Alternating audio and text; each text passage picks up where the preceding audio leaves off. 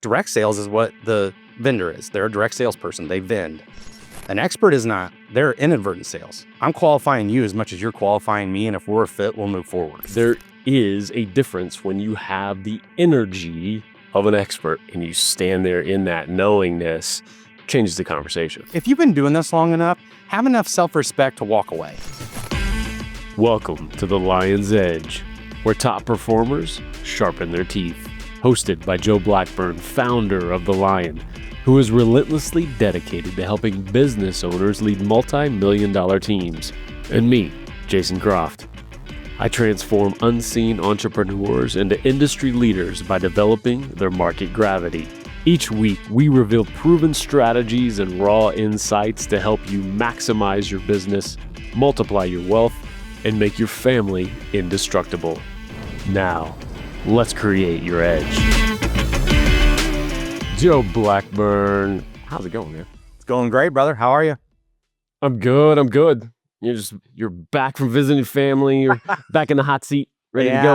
I dabbled in Illinois over the weekend, and glad I did it. Got to see my grandma and my family and my mom and everybody. So my sisters. Fantastic. It was great. Oh yeah, you need a little touch of that, and then back to work. And yeah. Oh, it was work. That's awesome. Hold on, it was work.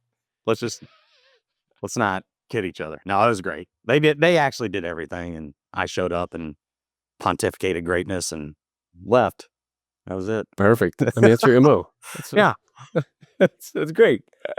So I wanted to jump in and get your thoughts on this. There's a book, actually shout out once again to STK. It's about time to have her on. That's all I'm saying. Like if I ran this show, I'd invite her, but since I don't get to pull the levers, we'll see what I'll get her on. I'll do it. We'll see. Okay. There's a big process. Well, there's a huge waiting list. I know that. Exactly. And just a vetting process. I'm still kind of on the fence. We'll see. Okay. But yeah, she recommended this book, fantastic book called The Four Conversations, all around sales. And this core concept of it, I just love so much, is positioning yourself as the expert rather than the vendor. I mean, that big core distinction, right? And we get in this, especially in these roles, we, got to go put out an RFP, or we have to do this, or we have to do that. Taking all of that as a sales professional, the owner of the company who does sales, any of that, and stopping and going, you know what?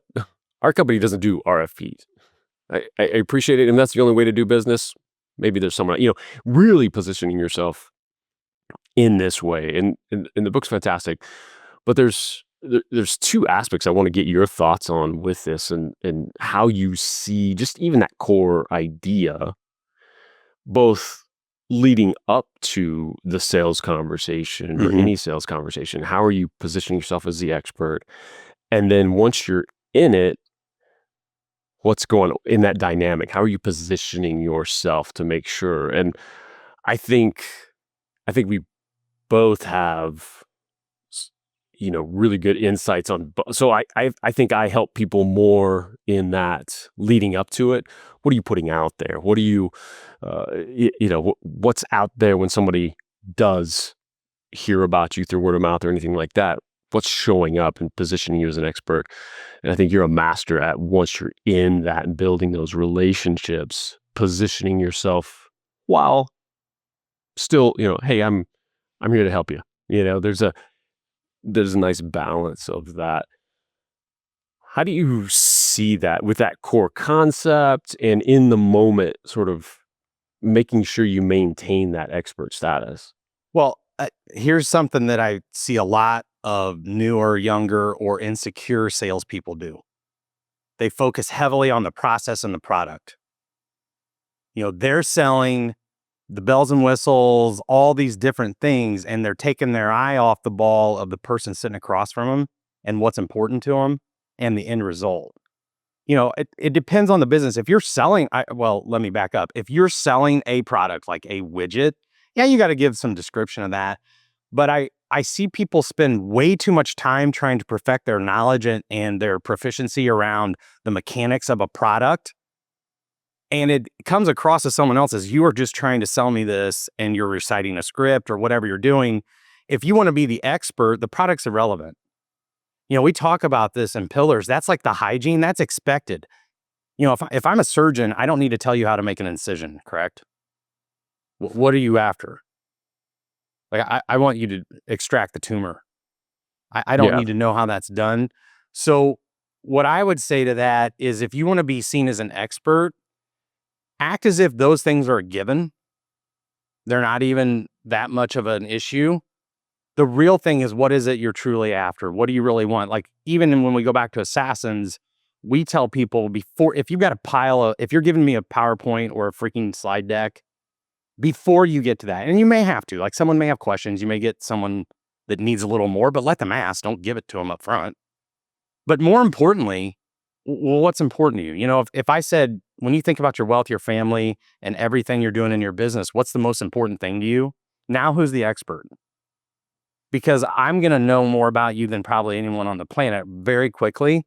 And then it just comes through in the confidence. And if you're a professional and you've been licensed, we've had this conversation, I know, in Assassins in our previous podcasts, you Yep. can get someone from point A to point B. If it's law, if it's CPA, if it's mortgage, if it's real estate, you can get A to B. If you're trying to sell the thing, you're going to be seen as a salesperson, not the expert. So, it's like 101 for us. You're the product. And your confidence to help people is what sells it. Meaning, and by the way, if you can't fulfill it, the world gives you what kind of get back what you are. If you can't do the work, Right. you can't do the work. Oh, So, yeah. but to answer your question directly in those conversations, start with getting them to where they want to go and what that is like. I think people get caught up in stacking value. I've seen that or heard that. I'm going to stack all this. I'm going to throw like 50 things out to you and it's going to stack all this value. You're going to be like, whoa, I really want this. No, they don't. No, they don't. Do you get me? Can you help me? If you can answer that question, you're the expert now. Like Oh, yeah. intuitively, does this person really get me? And then I will believe, can they help me if they can show basic proficiency? And I would argue if you could do it on a notebook versus a slide deck, you're going to elevate your expertise through the roof because that just is like, this is ingrained in me. I don't need a slide deck. I don't need a profile sheet. You know what feels good? When you sit across from someone and they pull out a profile sheet and start going through the question. How tall are you? That doesn't, and so it depends on, for the Lions, they've got enough. The people we're talking to here, they have enough track record in a sales conversation that they shouldn't have to lean on that. And then if you want to sharpen your saw and be better at your skill and know it like the back of your hand, I recommend that. An hour a day on your skill is pretty good. Like your specific skill. Is it financial planning? Is it real estate? Is it HVAC? Like the skills of that, yeah, you should sharpen that. But if you focus on those things, you're just now trapped in a sales conversation and now you are a vendor. Like you're Yeah. convincing versus qualifying and consulting, which is a totally different thing where I have no doubt that if you've spent a couple years in your respective field, you're capable of A to B. So to go, one step deeper, most people make that decision pretty quick. They're not waiting for you to give a 45-minute presentation. They've decided, hey, this person has their things together. And that goes back to yourself, how much you spend time on yourself matters because it's an instantaneous judgment. So that was a Yeah. long-winded answer to your question. I hope it was helpful. Yeah. And to answer, don't talk so much in the sales conversations. Like Yeah. like like I've Right. Don't do what I just did. Yeah, but you're But you exactly asked right. me the And question. You were the salesperson in that one. yeah, exactly. See? Yeah. Ah. Uh, Okay. and to your point, that's exactly it. Find out what they want first, and then deeper is again, I think this gets into it's easy for the new salesperson to fall into sometimes the the prospect asks for that information, Right. even though they shouldn't be asking yet, right? And so that's another level to this, to go, happy to answer that, go into details. But first, what are you trying to solve here? What are you asking those, diagnostic questions first, Right. and really keeping control? Because we hear that in the sales books that, salesperson should, shouldn't be talking more than the prospect, and all those things are true. But there's also a level of control, though, and it's not just, what do you want to talk about today? Right. It's, no, Why we're are you gonna here? yeah, we're gonna guide this conversation and pull those right questions out. Well, That's another piece. here, what you described was being fast forwarded. If you're talking Mm, and someone fast forwards you, meaning just tell me what it is, tell me what the price is, what is it like? If they fast forward you, again, if you're saying being positioned as an expert, I can't tell you all these things until I know more about you. You don't go to your doctor and say my back hurts and get, surgery without the MRI. And I mean, like, so I actually had this happen to me. When was that? 2 months? 2 months ago. I was referred to a COO of a company, and he brought his boss on, and he's probably going to see this for sure. And his boss, and I get it. He didn't know me. He just tell me what this is. What is this? I ended the call. I said, I'm done. I can't help you. And then what happened? Do you know what happened next? called you back. No, it reset the clock. Oh, well, what is it? Mhm. Well, I mean, he wasn't really interested, but I'm not going to sit there and let someone as an expert dictate to me the process. Yeah, I can't give you the right prescription, so to speak, unless I know what I need to know. And it's unethical for me to do that. Because what would have happened there if I just would have went, well, we do this, this, this, and this. It costs this, and here's what you're going to get. I'm not the expert anymore. I got to be careful how I word this. I'm careful. Sometimes when you treat people like you don't need them, they want you more. Have you ever experienced that? And right. that's hard to do at different stages of life. If you're, scrambling for money or new or doing something in business, I am telling you though, I teach inadvertent sales, by the way. That is, like direct sales is what the vendor is. They're a direct salesperson. They vend. An expert is not. They're inadvertent sales. I'm qualifying you as much as you're qualifying me. And if we're a fit, we'll move forward. And that's Yeah. it. If I have to close you, something's going south. So we went through the conversation. Now the COO works with us and loves it. So, and I love him. So it's a win-win. I would have not taken the business with the owner. He's an asshole. And in Pillars, there's no assholes. I hope he sees this. Um, he is. Here's an So a lot of it, Jason, is I don't really want to address new people here. If you've been doing this long enough, have enough self-respect to walk away. And if Yeah. you truly are an expert and you believe you can deliver, it's not shame on, you. It's shame on them. If they walk away from you and you could give them what they want faster, cheaper, less pain, less, whatever mistakes, whatever it is you do. And when I say cheaper, I mean less money over a longer period of time. So less Right, value. capital. Yeah. Right. If I can truly do that in what I'm good at, my gusher, if someone doesn't want to work with me, I guess I say it, quick, good luck. If you ever receive this from me, by the way, in text, if I just say best of luck, what that is down here they say bless your heart. Yeah. Like, Yeah, exactly. bless your heart. I'm not sure that's what you meant, but it's different. You can't be. It's difference between confidence and arrogance as an expert. Arrogance is I Right. steamroll you. You're an idiot. I know what I'm doing. Get out of my way.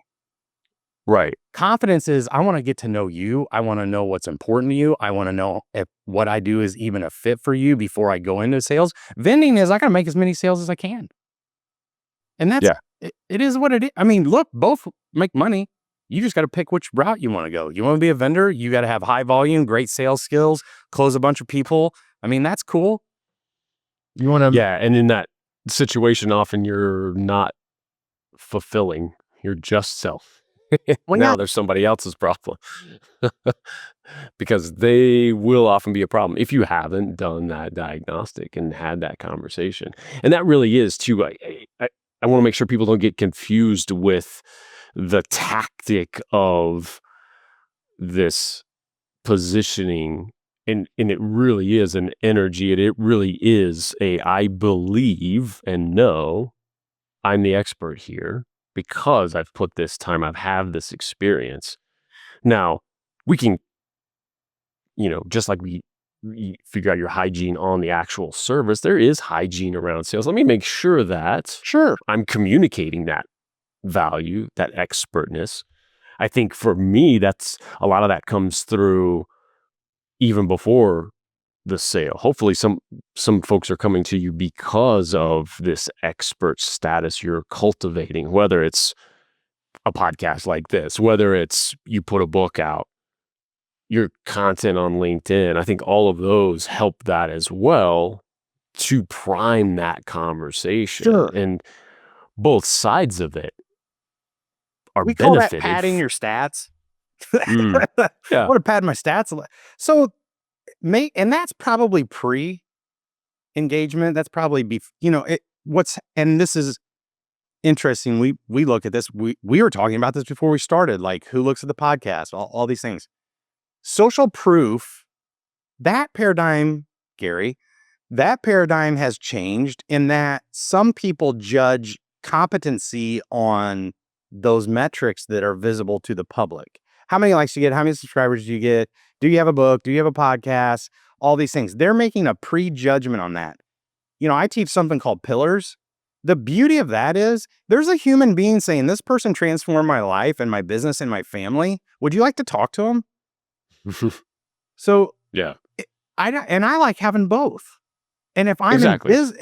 business, if you're accredited or you have a certification or a certain license, those things aren't, I mean, I don't just, I'm a CFP. Like, I don't just light it on fire. I mean, they are a marketing organization. It's not, I mean, let's call it what it is. They are marketing the CFP marks, and then you can market them. So that's cool. So I call that like an air cover. If you Googled me, I probably should Google myself at some point. Is my criminal no, but if you Google yourself, I mean, you don't want to be a ghost. We talk about that in our Gilfing, Google, Instagram, LinkedIn, Facebook. Hmm. You don't have to be, Joe Rogan. However, you do need to exist in some capacity. That's just normal now. People do that before they meet someone or whatever. We teach it, Oh, yeah. gathering the intel. However, if I'm introduced or it's word of mouth or I've done this X amount of times, that comes through before what I say. Oh, sure. So Yeah. And you're not going to overcome a deficiency there just by having these other things out. right, It's definitely hand in hand for right. sure. And again, thank God we live in a status driven society. A lot of times people are buying an identity. That big beast behind us, that's not a mouse, right? Yeah.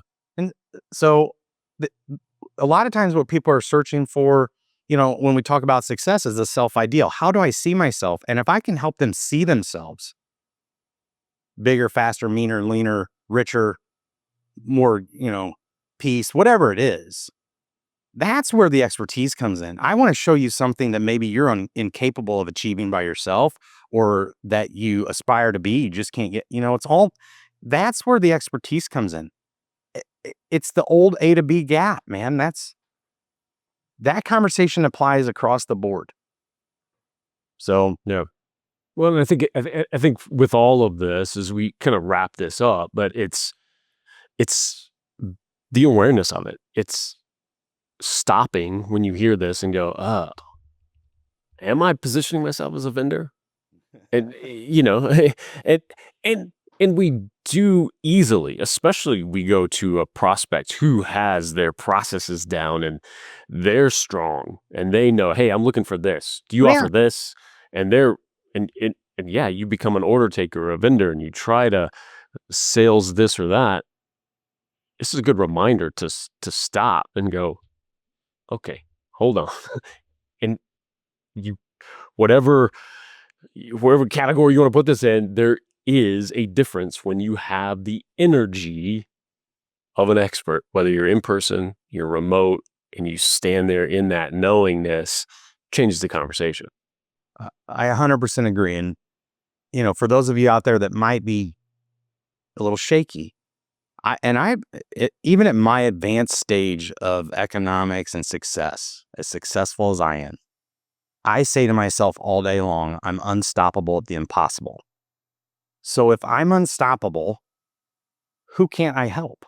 Like, if I'm unstoppable at what seems impossible, I can help everyone. Maybe I don't want to help everyone, but I can. And I'm not, tooting my own horn. I mean, I'm great. Let's get that level set. Cool. That's a given. Like, come on. Yeah, that's hygiene. Yeah. If you believe that, though, I'm unstoppable. That means no matter what, I'm going to get the result for the client. There's the confidence. I'm unstoppable. Home office messes me up. Don't care. Economy turns against us. Not my problem. I'm the engine. I will do it. I will put the team on my back, and we will get it done for the person that's most important, which is our client. And if you have that mentality, you should have all the confidence in the world. Boom. That's it. Done. Love it. All right, Lions, there's your edge. See ya. You've just experienced the Lion's Edge. If this episode lit a fire, if you're ready to push past your current ceiling, there's more waiting for you. Want to see what it takes to become a member of the Lion? Visit jointhelion.com to discover how successful entrepreneurs become unstoppable forces. And make sure you never miss an episode by hitting subscribe wherever you get your podcasts. This isn't just content. This is your edge.